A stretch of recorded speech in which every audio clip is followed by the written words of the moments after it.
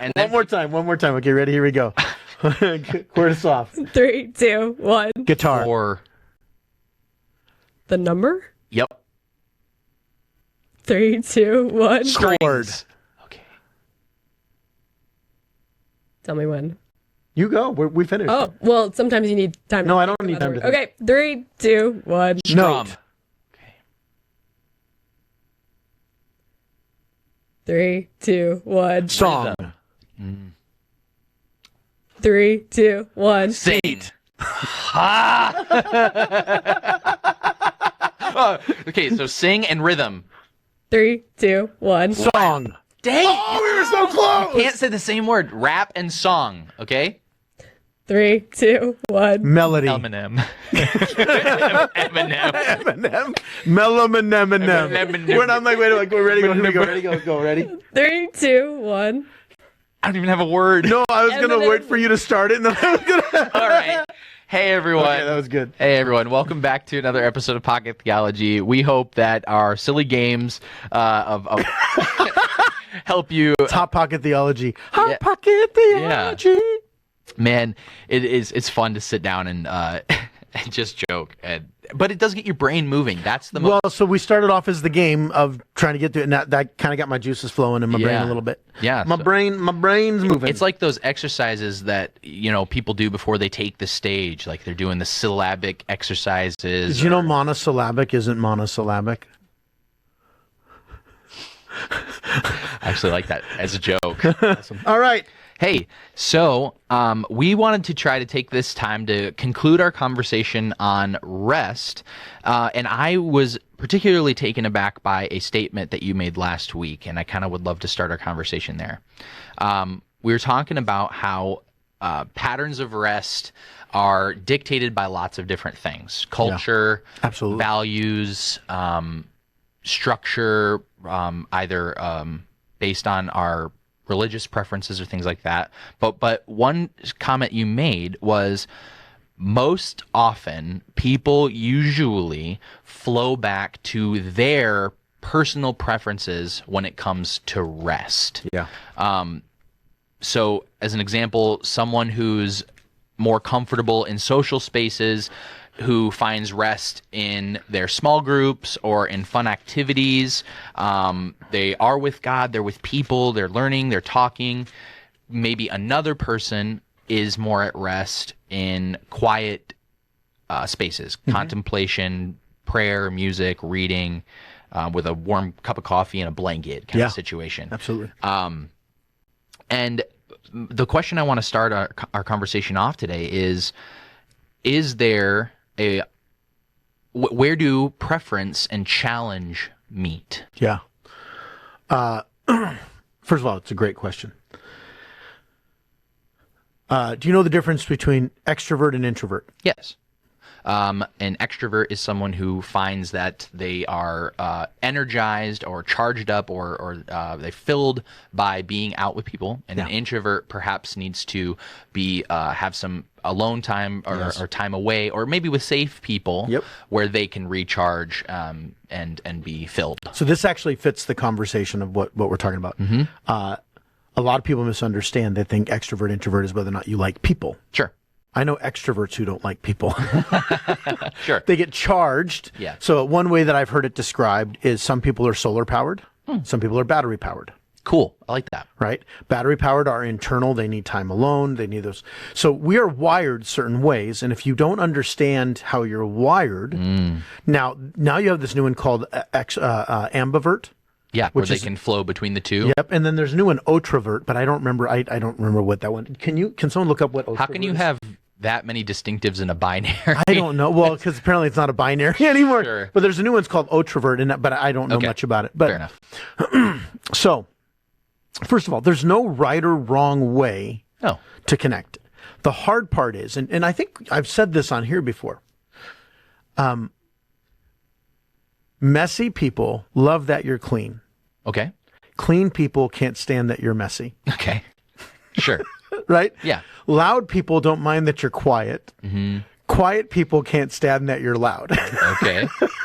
So starting to see a theme here, right? Yep.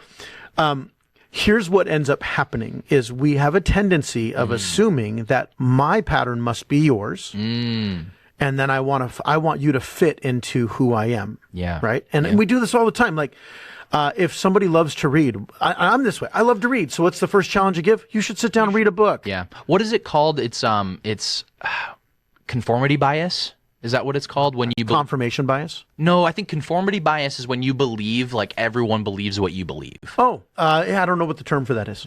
That'd be also. Did we find out what introvert is yet?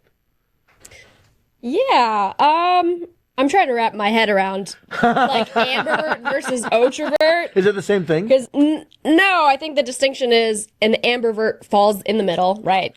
Kind of flows between the two, but an introvert finds energy from one-on-ones and don't feel the need to be a part of the group or the crowd. Okay, I think I can define the difference. And again, I've not done a lot of research. Okay, Sure. So what you described as an introvert, as someone who maybe with smaller people, that actually would be an introvert. Is somebody because a true introvert needs alone time.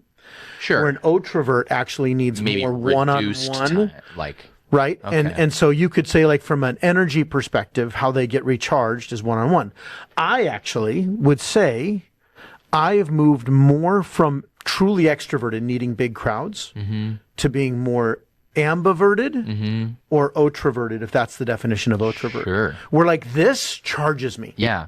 And I think that's also important for people to recognize that changes over time, potentially. Well, they've actually, a friend of mine who's a very well-respected coach in the world, like owns a huge coaching organization. I didn't even know this when I met him. Like literally he's a world-renowned coach and I had no clue. Well, hey, there you go. He's very quiet about it, owns a coaching business. Yeah. But years ago, I told him, I said, I've always been extroverted, but I'm finding the older I get and the more leadership I'm in, the more introverted I'm becoming. He said, actually, the research shows that people who are extroverted, the older they get and the more they move into leadership, they move into introvert. Because for me, my extroversion, this is going to tie into our conversation here. Yeah. The reason why I was extroverted is I loved people, but those people weren't asking anything from me. Sure. But when all of a sudden you move into a leadership role, people want things from you. And now when you have a lot of people who want things from you, now they're taking. And that's leadership. And that's not a victim. Like, I'm not a poor me, I've got to lead, right? No, but when I'm on a Sunday morning, when I'm preaching or when I'm pastoring, people need something from me. So I don't get the charge because the charge is going out. Yeah. I've actually found I enjoy my alone time more, but what really charges me are things like this. Yeah. Now, why does this matter? Understanding how you're wired is a really key component to understanding how to rest. Now, when I made the comment is that we tend to go back to our patterns. The danger is sometimes we think that I'll use the extroverted guy, right? Man, I get charged up by being in a group. Yeah. But am I actually still resting? Sure. Yes, I might be getting energized, but am I resting? So my phone, it's dying quicker now because I've got more programs running on it, that kind of stuff. Now, I learned the hard way that Apple has set it up in such a way that if you don't charge with an Apple cord, it doesn't charge as fast. And if you don't charge with an Apple charger, it won't charge as fast. Okay. It'll still charge. You mean like the block in the cord? Is that what you're saying? Yep, the block in the cord. Or so. In fact, I've even found that there are cords that I'll put in that don't charge because Apple's found a way to make it so they don't. Don't ask me how that works. Sure. Now, here's where the illustration comes in, right? Okay. Just because extroversion has worked for you to get charged doesn't mean you're actually getting charged the way God intended you to. Same is true for introverts, outroverts, whatever, all the different words that we have now. Yeah. You can assume that because you're alone, that means you're being charged, but who are you alone with? Is it just you and your thoughts? Are you spending time alone with the Lord? Yeah. Are you being intentional in your alone time? Because I know some people, the reason why they like to be alone is they just want to energize. Yeah. But the goal of Sabbath is not just energy, it's communion. Yeah.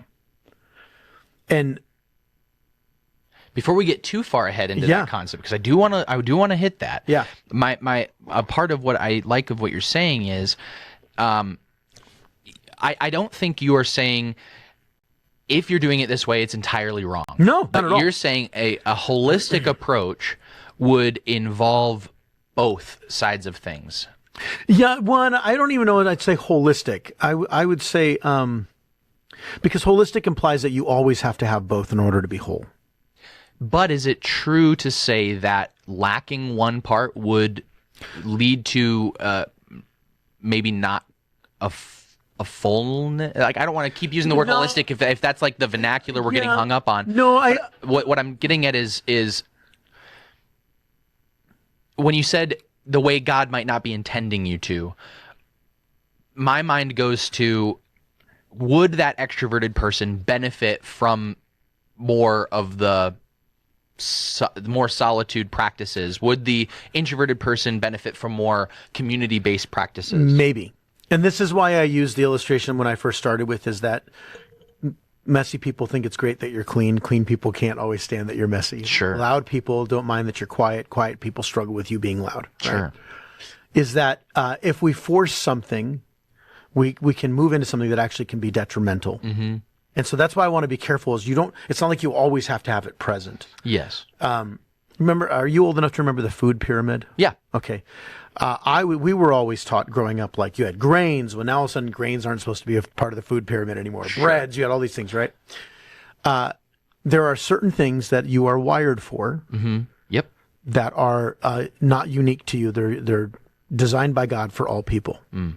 So the goal is not how you get them, it's that you get them. Mm-hmm. Mm-hmm. Because if we focus on the how, well, now we move into legalism, which is what the Pharisees were dealing with, which is the Sabbath. Now you can't walk more than 50 steps, right? If you go to Israel on the Sabbath, literally all the buttons on Saturday are pre-pressed, because that's work if you press a button. Yep. So what I would say is, I think sometimes it's a good invitation and a good challenge. Yes. To say, maybe I'm going to try something. Mm-hmm. And maybe just to push myself out and see what God does. Yeah. But I think we have to be careful to not, when we start moving into prescription. Sure. And saying, now you have to do this in order to be balanced or to be whole, or whatever language we want to use. I think we have to ask, what are the things that God says are necessary for rest? Mm-hmm. For true rest. I don't mean recovery, but I mean actual relationship with Him. So here are a few that Scripture seems to point to. One is some level of meditation. Mm-hmm. Now, I don't mean sitting on a carpet and going, We're not talking that kind of meditation, but reflection. Mm-hmm. If you go back to the Shema, Hear, O Israel, Lord our God is one, and he then goes on and talks about, meditating. I think that one of the ways that God has designed us is to meditate on Him, but also to meditate on His Word. And that could be as simple as thinking about God's love. Mm-hmm. I posed a question last night at Lisa's small group, and I don't feel like I'm talking out of turn, because this was a question I'd ask anybody. Someone asked the question, how do I learn to hear God's voice? Mm-hmm. And so I said, here's what I want you to do. I want you to go sit down in your room, if you're open for the challenge, bring out a notebook and say, Lord, I want you to tell me everything I need to hear about myself. Okay. And then every time you hear something negative, assume it's not the Lord. Okay. In fact, when you start hearing positive things that make you feel like, well, that feels weird, maybe that's exactly where the Lord wants to meet you. Now, it doesn't mean that God never says negative things to you, doesn't call out sin. But how many of us have a hard time hearing things like, Jason, you're loved. Mm-hmm. You're wanted. Jason, I like you. I like your personality, right? Sure. And here's why I did this exercise. Because a lot of times what we've done in our practices is we focus on what we're lacking instead of what God's already given us. Mm-hmm. Yeah. Yes. Does that make sense? Do you see the connection in the... It does, and I think I want to clarify, I completely agree with everything you're saying, and I don't think I was trying to push people into a mold. No, I didn't think you were. No, I do just want to clarify to that person that I don't think I'm outright disagreeing with you, but an exploration of the opposite, a prescription that isn't a prescription, because in a way you almost kind of just gave one, right? So I'm not trying to say like, yeah, this person needs prednisone or this person needs whatever. I think it's this to understand rest is to understand it from all sides. So let me because I didn't think you were saying that. Sure. there is a prescription, but the prescription is not now you need to get outside of your comfort zone and go do this thing so that you're more well balanced. And that's not what you were saying, but that's what, if we're not careful, we can move into. Is first of all, okay, another example. Okay, I don't know. I actually think I disagree with you. well, so let me finish my thought. Sure. Okay. When it's in Proverbs, when it says, "Train a child in the way they should go, they will not depart." Right? Yeah. Okay. That word "train," one of the understandings of that is actually not train them to go a direction. It's look for the natural bent in their life and teach them to go with that bend. Okay. Yeah. Oh, yes. Okay. Yeah. That's what I'm saying. Is because if and so like in sports, I've often heard you need to train in your weaknesses. You're already strong in something, and all the most recent stuff, and I mean like last 10, 20 years, has said the opposite. No. Don't work on your weaknesses. Like you can be aware of them, do a minimal, focus on your strengths because that's what's going to get you stronger. When we have this mentality of, well, I'm not good at alone time, so I need to spend more time alone so I can get better at it. If I'm not wired that way, I might actually be doing a detriment. I completely agree. That's what I mean by that. Yes. And to dissect that a little further, I like using the word dynamic as opposed to balance. Yeah. That nurture both sides of that coin, because I do find that if that person who's like, I'm finding I'm only connecting in this way, the reason why I want to challenge them to explore the alternative isn't, okay, you're extroverted and you find that you only get faith-based community and connection with God when you're with people. Okay, lock yourself in your room and do and spend time with God and do that. I'm not saying that. Because you're right, you do have to follow that natural bend of that person. If I think I even said it last week. There was a guy who he's like, man, my spiritual devotional life is terrible. What do I do? His professor didn't say lock yourself in your room. He said go find where you connect with God. And I think I'm encouraging the person to do that as well. So what would you say is someone's first step to understanding their preference patterns? Yeah. One, I think you have to, there's a level of self-awareness that comes in where you have to ask the questions. So I used to confuse energy with rest. Right. Because if I got energized, that must mean I'm resting because I'm filling up. Yep. But I actually wasn't resting because here's what it did, and especially younger Jason. Okay. Younger Jason, I'd get in crowds, and the energy would make me anxious, and then all of a sudden I'd find myself performing and trying to be the funny guy. Sure. But I got charged. I got charged up. Yeah, you did. But I actually wasn't learning to rest in the Lord, and so this is why I use the iPhone charger as an example. Yeah. Now, to your point, this is where I actually do think what you're really saying, if I'm hearing you correctly, is there is a prescription, and the prescription is don't just fall into one pattern. Be willing to explore other things because you might find, so for instance, the person who really likes to be alone, they have no community. Guess what? You're built for community. Right.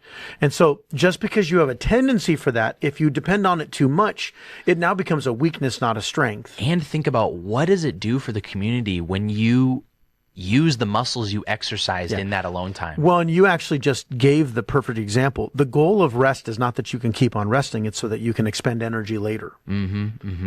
So we're supposed to work. We're not supposed to rest from our work. We're supposed to work from our rest.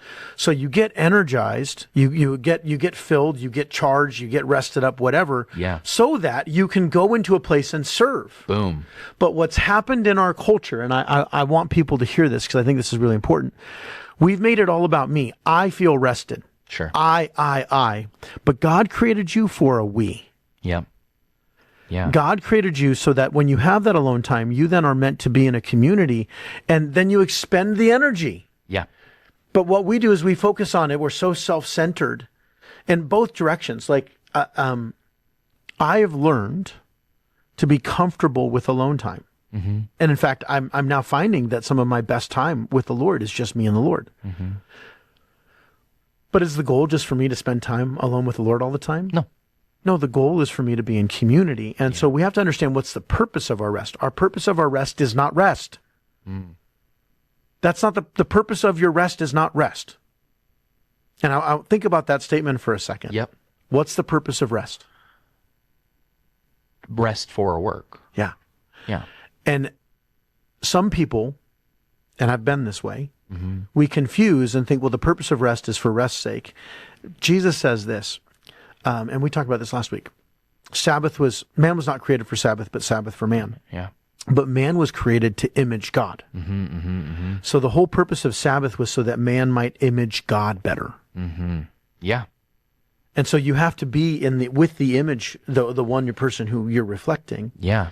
So if you're an introvert, or let's say you actually need alone time, if you're just like, I just need to spend time alone, I like alone, and the only thing you keep on hearing is the word I, you've already missed the point.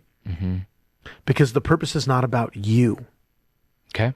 You are created for something bigger than you. The same is true. And this is where, for me, the challenge of learning to be alone was, when I was younger, I actually started consuming the crowd.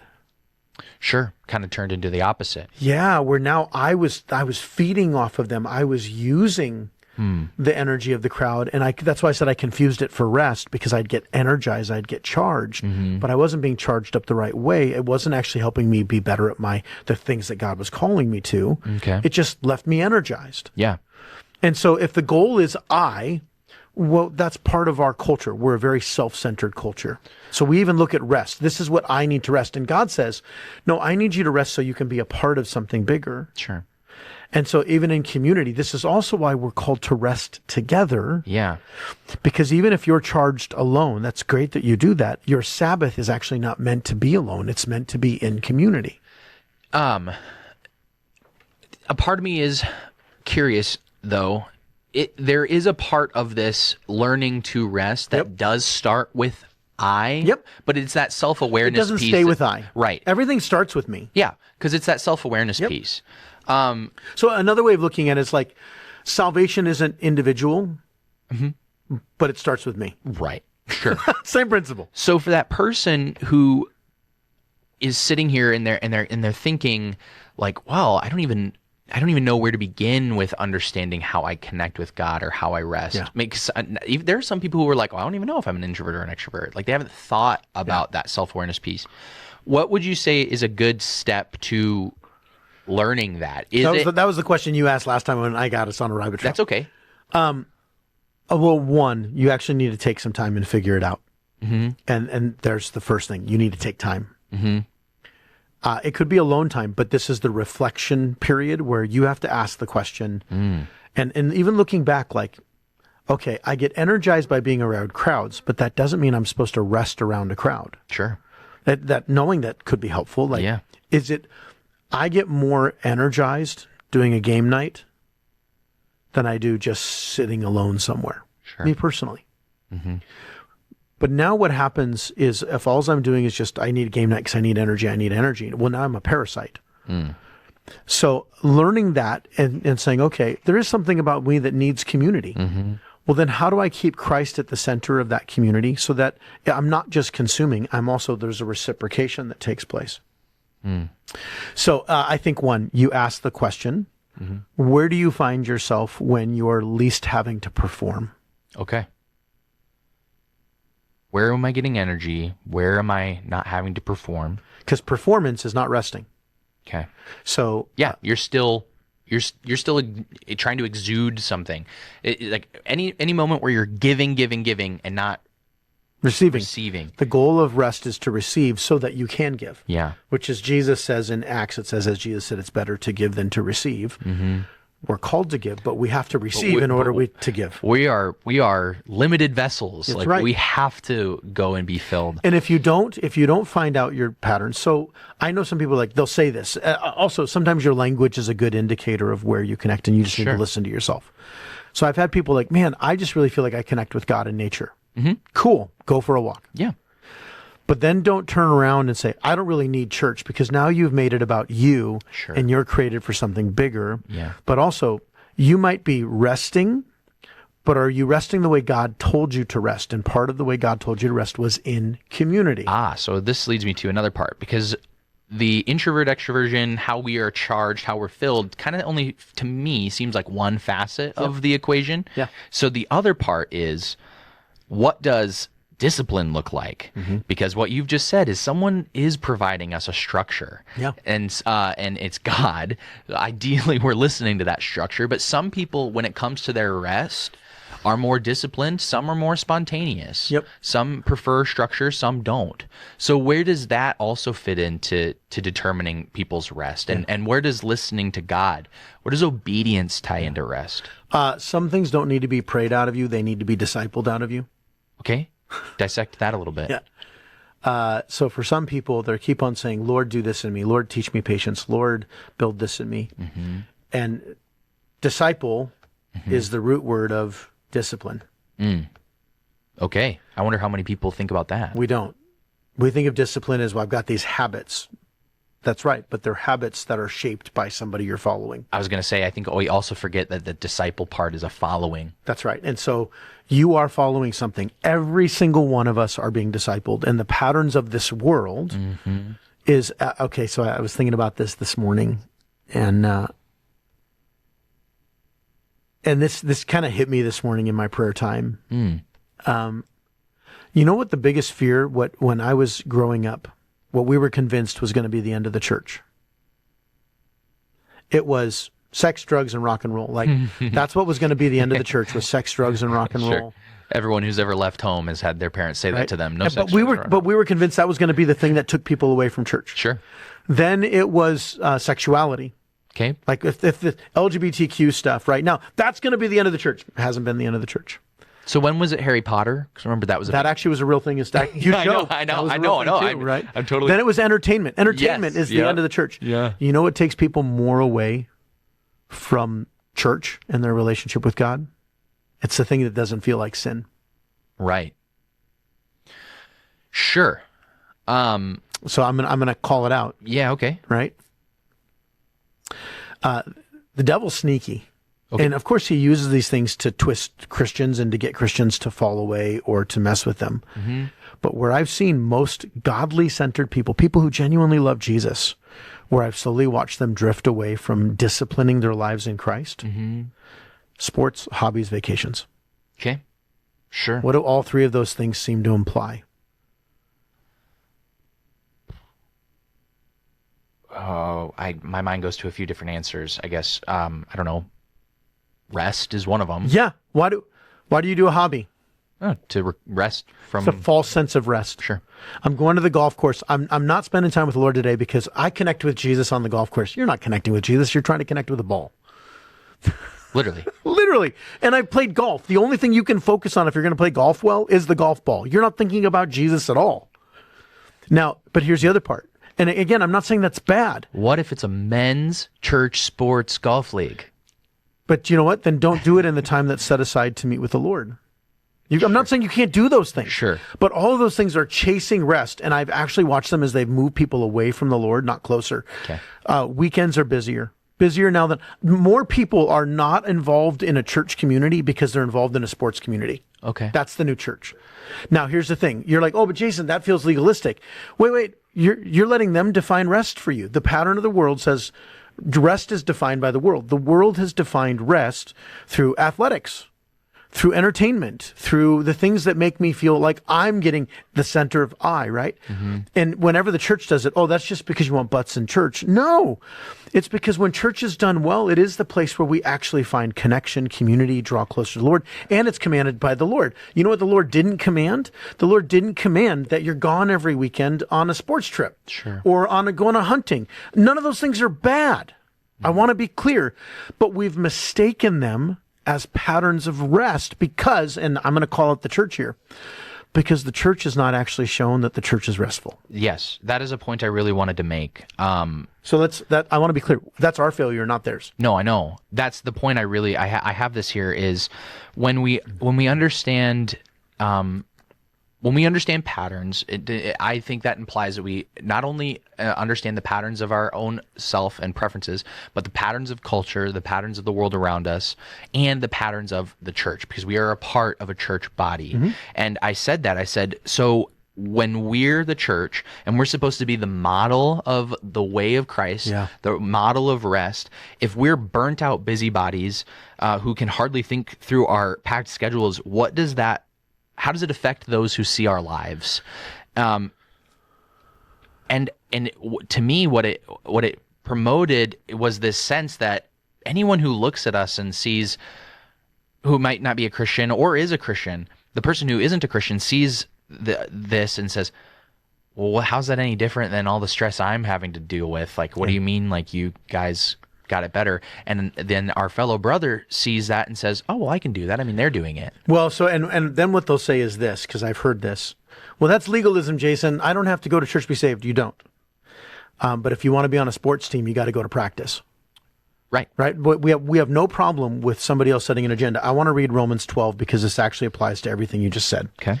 If we're supposed to look different than the world, then why are we letting the world dictate the patterns of how we find rest and what it means to find purpose and calling? Mm-hmm. So listen, and it's a very popular verse, but this is the part we miss. Ready? Check this out. Therefore, I urge you, brothers and sisters, in view of God's mercy, to offer your bodies as a living sacrifice. Mm-hmm. Problem with living sacrifices, they crawl off the table. Holy and pleasing to God, this is your true and proper worship.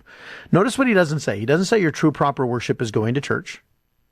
Mm-hmm. He doesn't say your true and proper worship is serving in a ministry, listening to a sermon. Those are all watering things.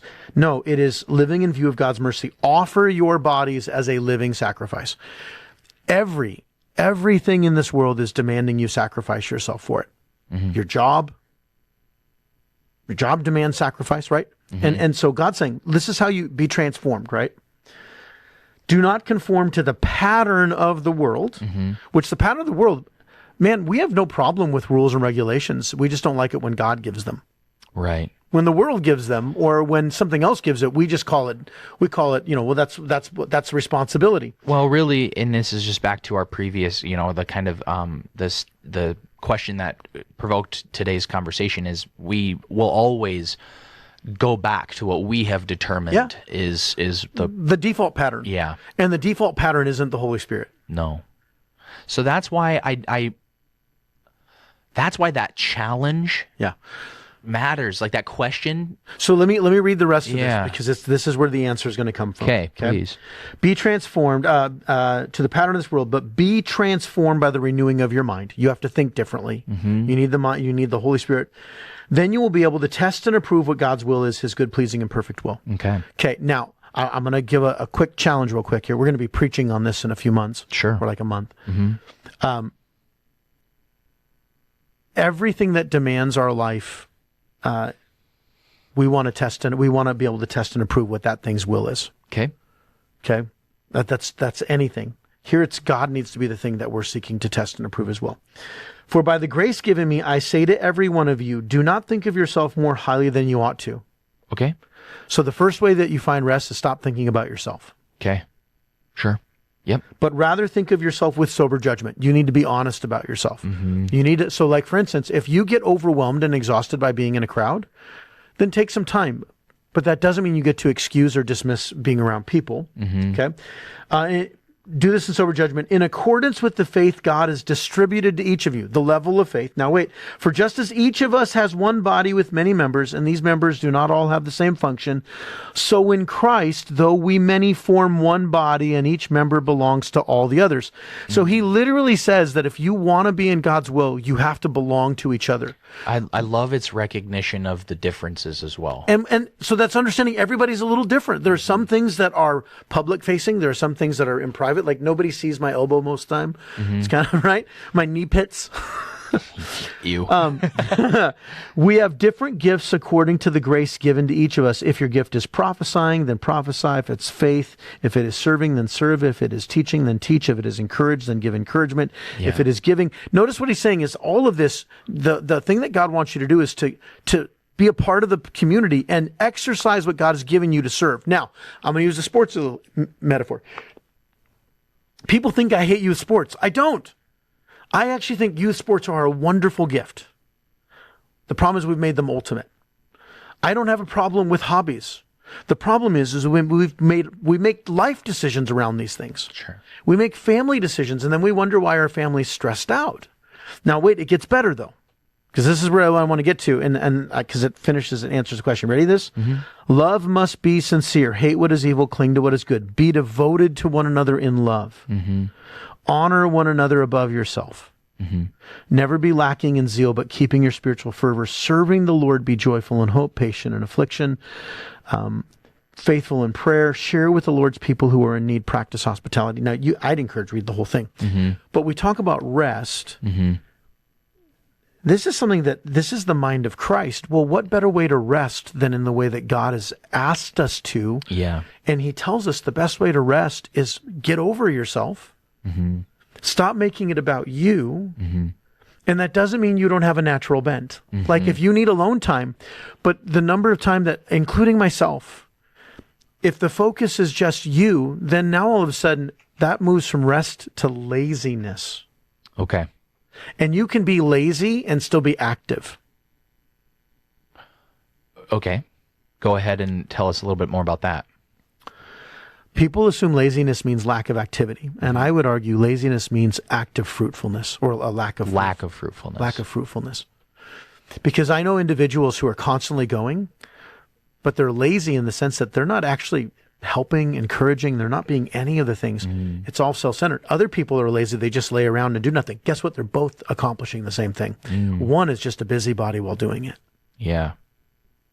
That verse is such a great tie. It really does encompass a lot of what we're talking about in that recognition of the individual needs, but also what the individual provides to the whole, and then also that all of this is out of love. Now, you said something. You were like, we're always willing to put in the work to organize our daily patterns around those not fruitful things. Yeah.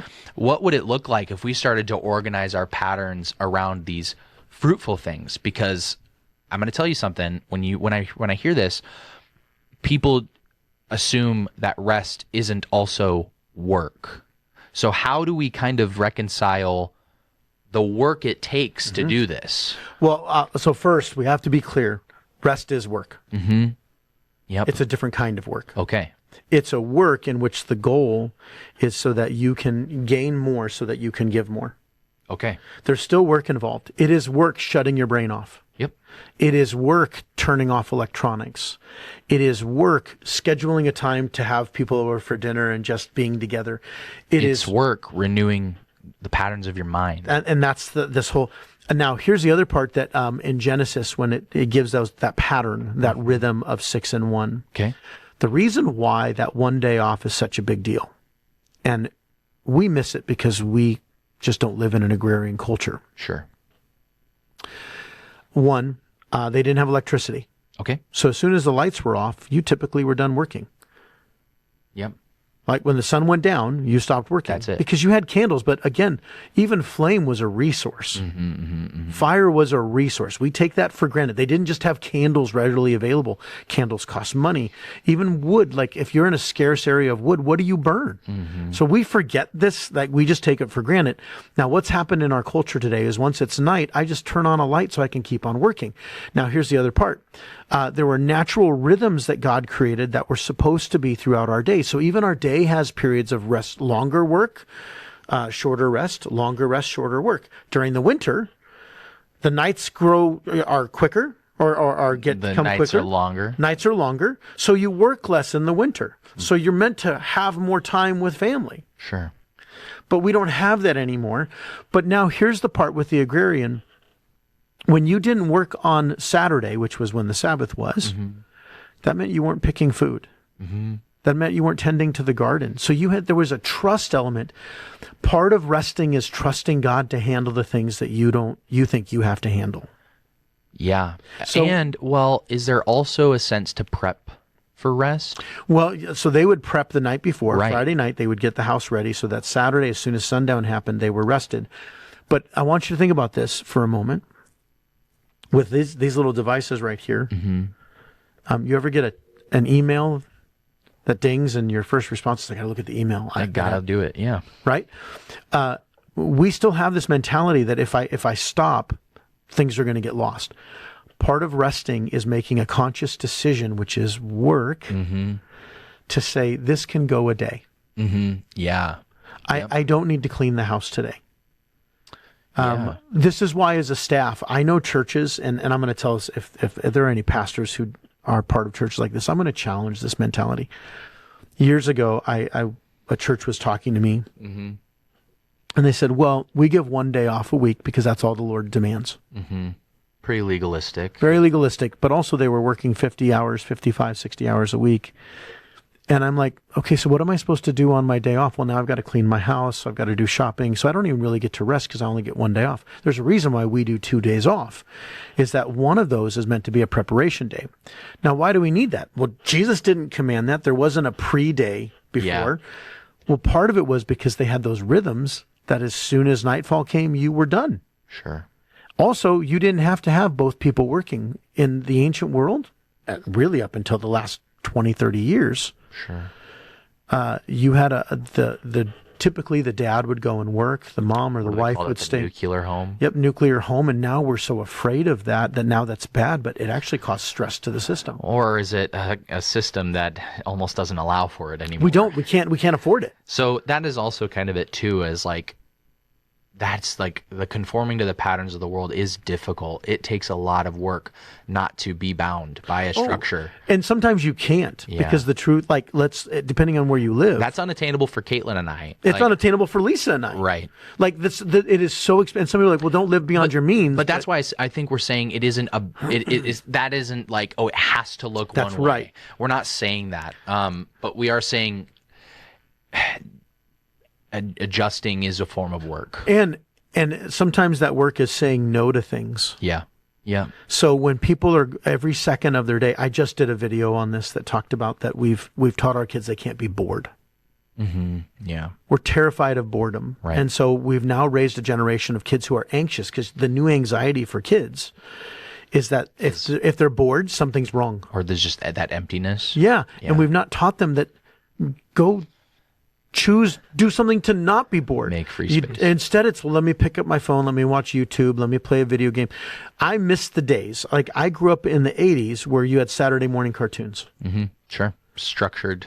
And that was the only time you really watched them unless they were a special event. Okay. And so you would, every morning, every kid was essentially in their house till about 10:30. And that's when the last cartoon was on. And then you would go outside at 10:30 and you'd go play, except when the season was done and like the show season. Yeah. And then every kid was out basically at sunrise. Yeah. And you would go play, you'd go knock on a door. We don't do that anymore because everything is instantaneous.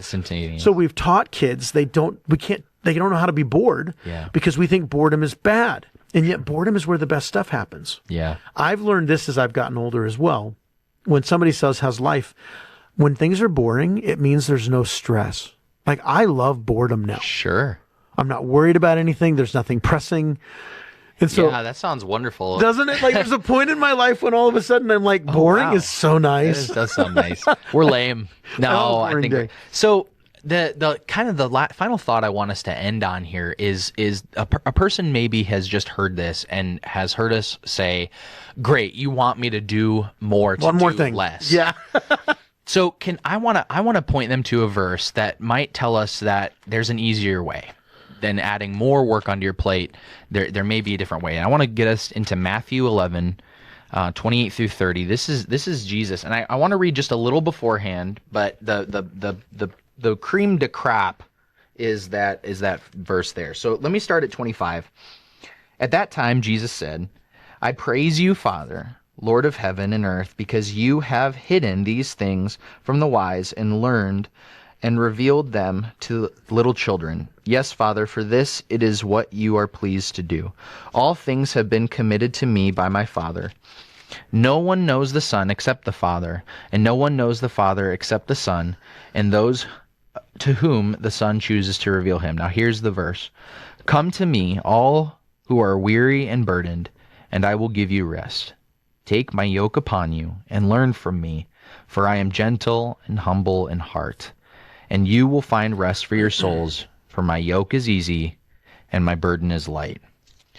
I am not an exegetical expert, but when I try to take some things in context and as I read them, that first bit, the why I found it important, was it, in a way, establishes Jesus' authority, right? It's like, nope, the Father has given me these things, no one comes to him. And then he gives us a piece to move forward, trusting in him, in that authority. Come to me if you're weary and burdened. So I'm gonna let's take a step back for a second. Yeah. He actually, even with the authority, he then says he's hidden these things from the wise and learned. Mm-hmm. The reason why he starts there is that the wisdom and learned is the world's wisdom, and the world's wisdom says this. Now, you said something earlier, like just a minute ago. It's amazing how much you'll gladly choose the work if you think it's worth it. Mm-hmm. So the first thing you need to do is reframe that rest is worth it. Yes. And the way God determined rest is worth it. Yes. Until you do that, it's always going to feel legalistic. Right. Because I know people who will gladly stress themselves out, their families out for something they think is worth it. Right. And even if it costs them financially, emotionally, physically, spiritually. Yep. Second, he says, reveal them to little children. For years, I was always taught, or people would say things like, because children are innocent. Nope, has nothing to do with innocence. Okay. Children are dependent. Yeah. And in the ancient world, children were considered a burden for the most part, except for your own. Okay. And so children bring nothing to the table. Sure. Okay, now let's think about this for a second. Why does he talk about children and then go into his yoke is easy, his burden is light? That's connected for a reason. Okay. We go right to his yoke is easy, his burden is light, but we miss why he does this first, is that children don't provide for their needs. Who provides for their needs? The adults, the Their parents. And if they're not a parent, if they don't have parents because their parents died, a family member, Sure. community, Yeah. right? So there's a dependence that take place. Okay. Now, here's the thing. He then says, yes, Father, for this is what you were pleased to do. Jesus is also a child, and he depended on the Father to provide. So Yeah. he's still that dependent. So here's the Son trusting the Father. Yep. Sabbath is trusting the Father Yes. to provide. Yes. All things have been committed to me by my Father. No one knows the Son except the Father, and no one knows the Father except the Son, and those whom the Son chooses to reveal him. So Jesus is saying, listen, if you want to know the Father, you need to know me. Yes. Now, how does God reveal himself? Well, what does he call the church? The bride of Christ, but it's also his body. So when people say you don't need the church, then you're literally saying you just need the head of Jesus, not the body of Jesus. Wow. And we have a lot of people who love a bodiless Jesus. Wow. Mm-hmm. They Yeah. want the groom without the bride. Right. Okay. God, Now, oh my gosh, sorry. Just the fact, sorry, you said that, and it's literally like they just don't live out an embodied That's right. faith. There's It not- doesn't go out anywhere. that's right. Oh. And in fact, they're dying on the vine. Wow. So there's a dependence there. And so the reason why he brings us children is there is a dependence that comes when we rest in him. Yeah. Now, here's the lie of the world, the devil of all the idols. Idols want to tell you that if you trust them, they'll give you rest. Oh, They yeah. just demand more work. Wow. Yep. And they all demand, and all idols ultimately demand child sacrifice. Wow. And wow, okay, so you're just making these connections in ways that I wouldn't have. That's so cool. Okay, so now let's think about this for a second, because then when he says, now come to me, he said this a little bit earlier when he said, come to me, all the little children. Yep. And he's showing them that the children actually have value because they represent something. Children bring nothing to the table. They're completely dependent, has nothing to do with innocence. But also, what's the job of a child? I don't know, to be loved, I guess. To be a child. Yeah. To be loved. Like, Yeah. when a child, they get to be 13, they move into adulthood. That's Sure. 13 was Jewish culture, right? Sure. But children, like the goal of a child is to be loved. Just to be loved. It is to simply be child. Let them play. Wow. Now, I almost talked to you this morning. I thought it'd be fun to do a conversation on the theology of play. Okay, fun. We don't need to do that today. I so love this because that's not asking for work. You're a child of God going to Jesus with the simple. The simple things. But wait, it gets better. Ready for this? He's just Yeah. talked about being children. Okay. All who are weary and burdened, and I will give you rest. Okay, now you're a new dad. Yep. Allison is starting to get to the point where she's getting a little bit more energized. But what does she do when she's pooped?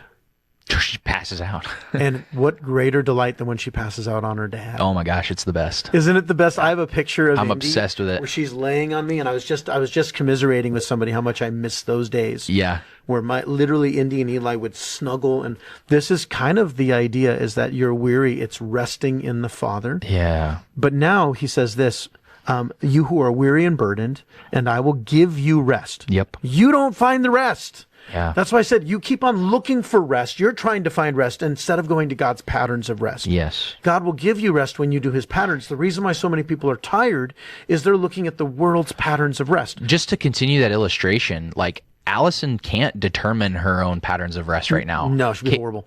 No, but yeah, because I mean, she wouldn't do it. That's right. Caitlin and I determine that pattern of rest, and she gets rest. Yep. It looks a certain way, but she gets the rest. We And provide that rest. And she also has those moments where she doesn't want to go down and she's fighting and you're like, no. And then who does that hurt? Her, mostly, and me.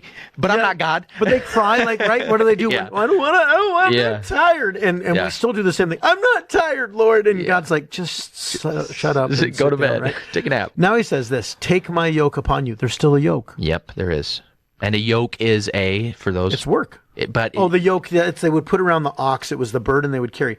Jesus says he doesn't say there's no burden. He says the burden is light. And so you asked, one of the things we could point to is I wonder how many of us are burdening ourselves with yokes that are burning us out that God never called us to, including in ministry. Yeah.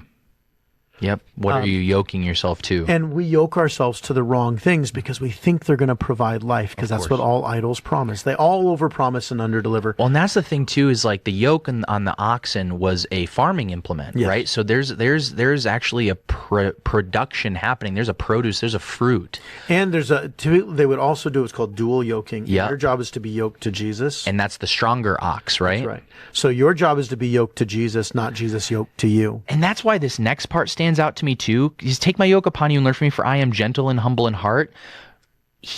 Christ is gentle and humble in heart, which means we are also called to be gentle and humble And in we heart. have to learn it, which is why he says, now, in the ancient culture, Hebrew, rabbi's teaching was called his yoke. Yeah.